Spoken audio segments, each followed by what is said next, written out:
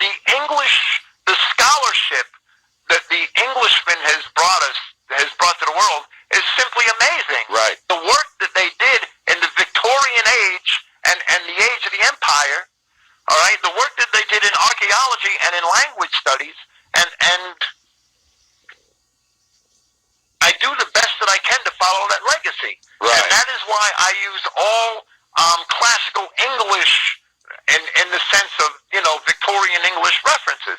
Yes. That's why I use the Liddell and Scott lexicon. Right. I don't use any of the modern trash because a lot of that's watered down and politically corrected. Right. That's why I read the Loeb Library Greek classics, because they were all translated in like the 1920s and 30s at the peak of English scholarship. Okay. Most of them were translated by English scholars. Right, right. And so we can also detect in the New Testament a lot of Catholic influence as well. Okay? Right, and in the 1600s, when the translators did translate, if indeed they knew any Greek, they had to know some, right? Right.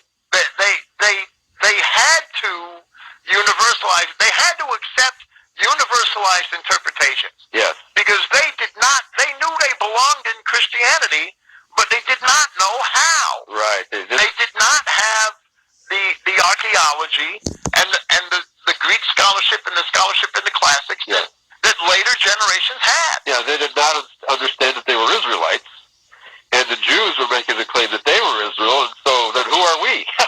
Right. It's probably what they were thinking. They just took for granted the Jewish definitions of a lot of terms, like Gentiles. Right, right. But Jerome, when he translated the Vulgate, there are other words besides gentilis that he could have used. Okay. But a gentilis indicates somebody of the same race. Yes.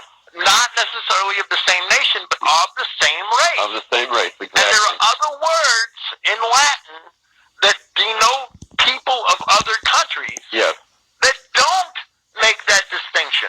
Okay. They don't have that connotation. Right. And the whole world has been fooled by the Jewish redefinition of the word Gentile to mean non-Jew.